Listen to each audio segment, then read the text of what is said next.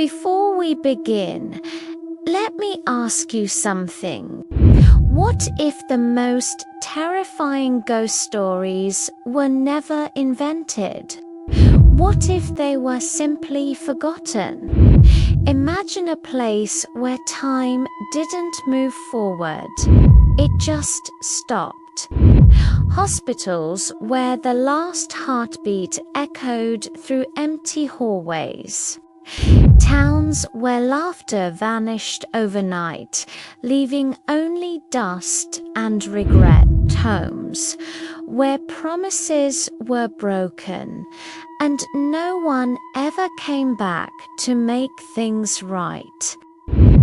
Tonight, we are not exploring urban legends.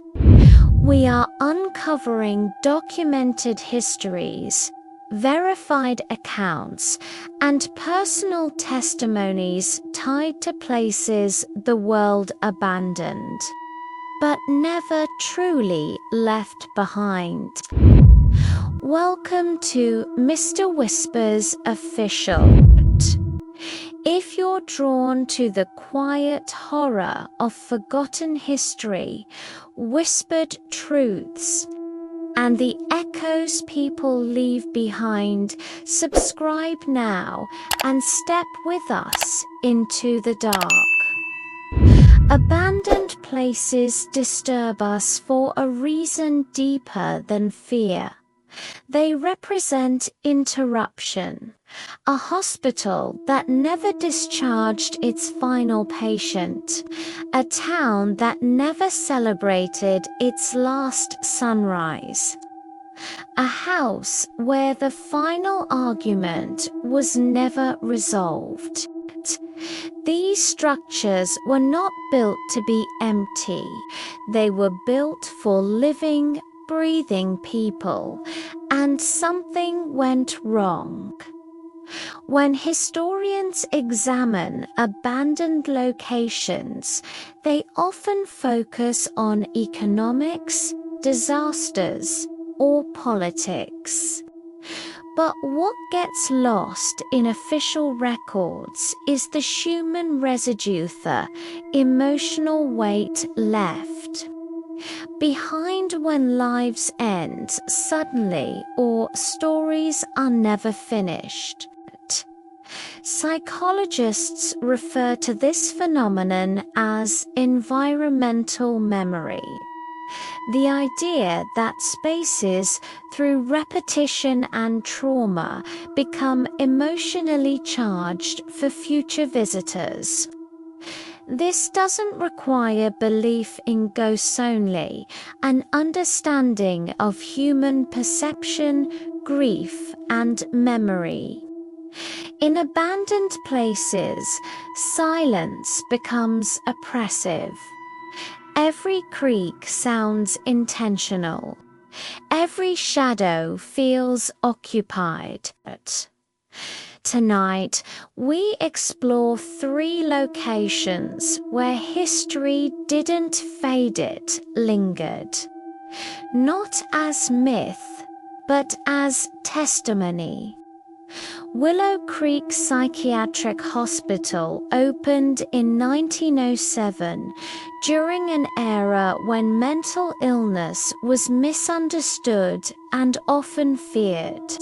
Publicly, it was celebrated as progressive. Privately, it was overcrowded, underfunded, and ruthless. Archived records confirm that by 1923, Willow Creek housed nearly double its intended capacity. Patients suffering from depression, trauma, epilepsy, and even grief were institutionalized indefinitely. Treatments included prolonged isolation, hydrotherapy, insulin shock therapy, and experimental procedures that would later be deemed unethical. Former staff letters preserved in regional archives describe night shifts filled with screaming that never stopped. Not because patients were violent, but because many were terrified, restrained, and confused. One nurse's journal from 1931 describes hearing her name whispered from empty wards during overnight rounds. Another report from a maintenance worker notes doors unlocking themselves after being bolted shut. But the most unsettling testimonies come from patient descendants.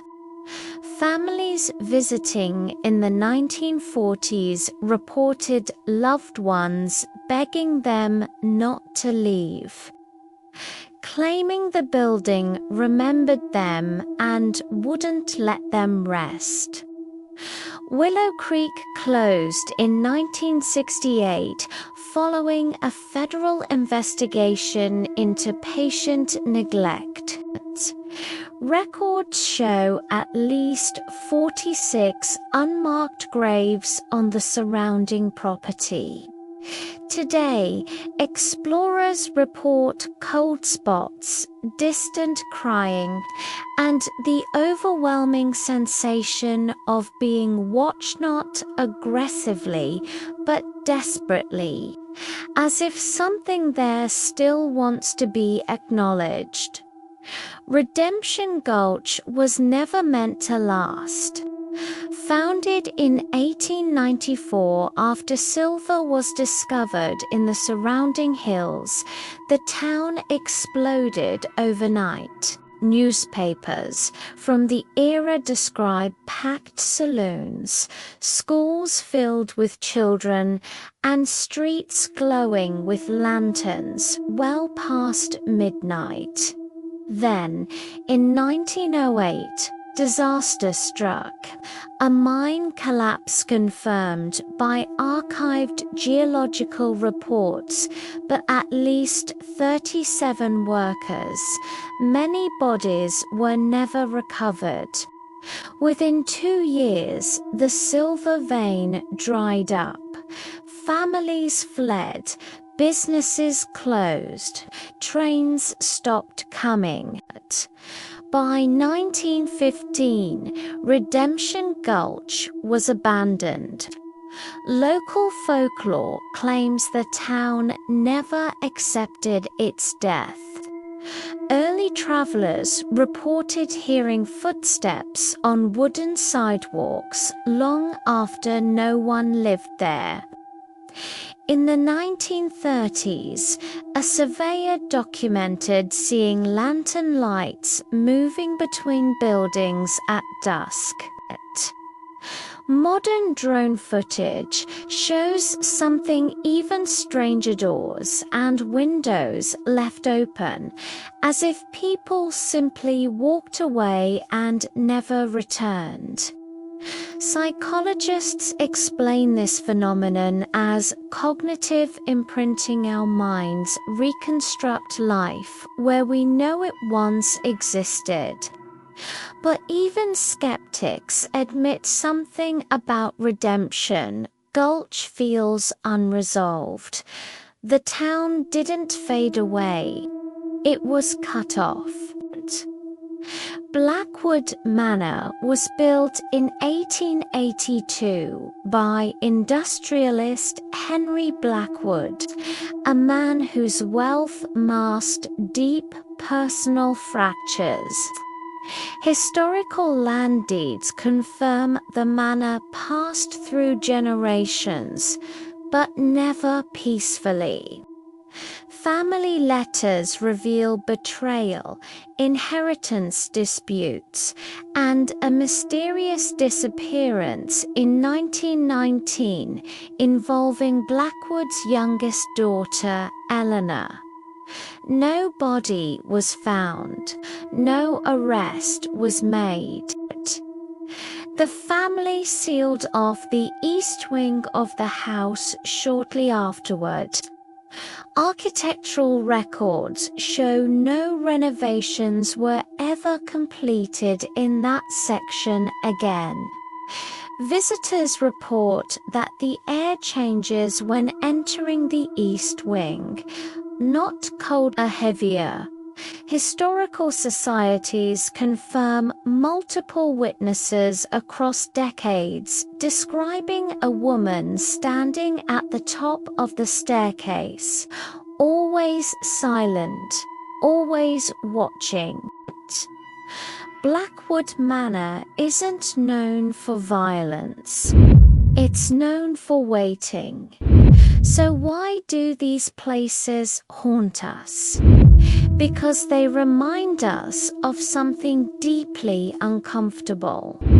That lives can end without closure.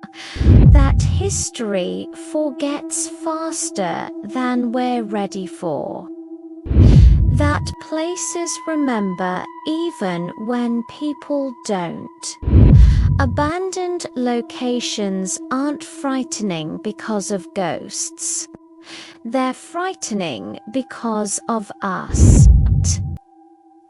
Our empathy fills the silence. Our fear gives shape to absence. Our imagination resurrects unfinished stories. And maybe that's the truth behind hauntings. If you've ever visited an abandoned place, what did it make you feel? Share your theories, experiences, or forgotten locations in the comments. And if you want more true stories pulled from history's shadows, subscribe to Mr. Whisper's official, because some echoes never fade.